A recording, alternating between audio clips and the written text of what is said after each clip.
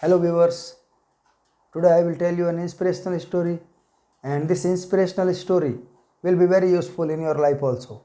This inspirational story tells us to be courageous in any eventuality. If we succumb to any kind of torture, then we will certainly be ruined, because it is equally a bad thing to tolerate an injustice and then to commit an injustice. If a person commits an injustice, then he is a bad person, and if we tolerate that injustice peacefully, then we are equally punishable persons, because we should not indulge in tolerating the injustice meted out upon us. So, this story tells us something about the great saint Swami Vivekananda. And as you are aware of the fact that he was a seer saint and an austere person who dreamt of making Mother India the greatest country in the world, and he helped Mother India regain its previous glory by dint of perseverance and sheer hard work.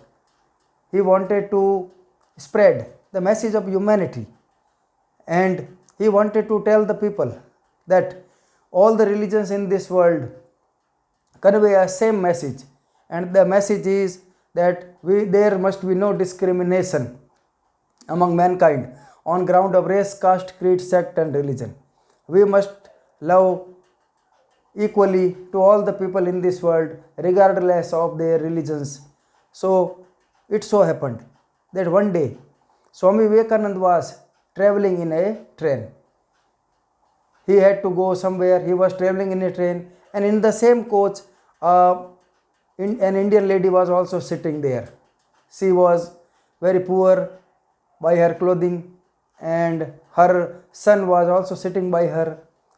Now, in that coach, two Britishers were also sitting. And as you know, that at that time, Mother India had not yet been emancipated from the chains of slavery, and Indians had had enough of the oppression and the misrule of the Britishers, and wanted to emancipate Mother India from the chains of slavery.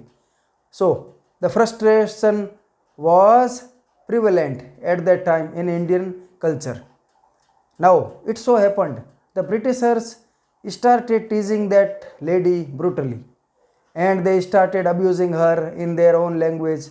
Now, the lady could not understand that language because he was a poor Indian lady, whereas Swami Vivekananda had clearly understood their motive, and he was himself very angry with them.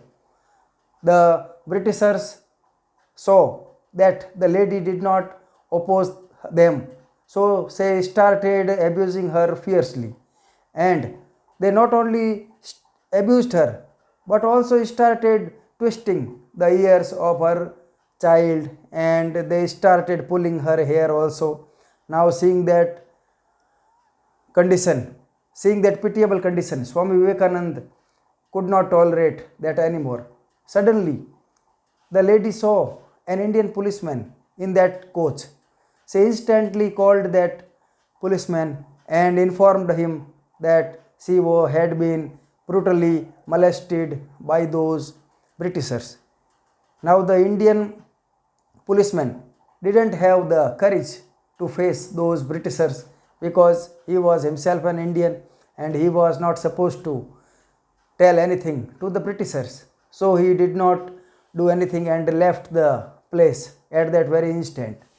Now, when he left that place, the Britishers became very happy to see that no one was there to challenge them and they could do anything heedlessly. Now, Swami Vivekananda had had enough of that kind of miserable condition. He stood up from his seat and he went before the two Britishers and started looking at them in their eyes. Seeing the robust body of Swami Vivekananda, they were also startled. Now, Swami Vivekananda also started showing his muscles to them. Having seen that event, the Britishers decided to leave that place, and when the next station came, they left the coach like a scolded cat, because they did not want to incur the wrath of Swami Vivekananda, and left that coach and sat in another coach.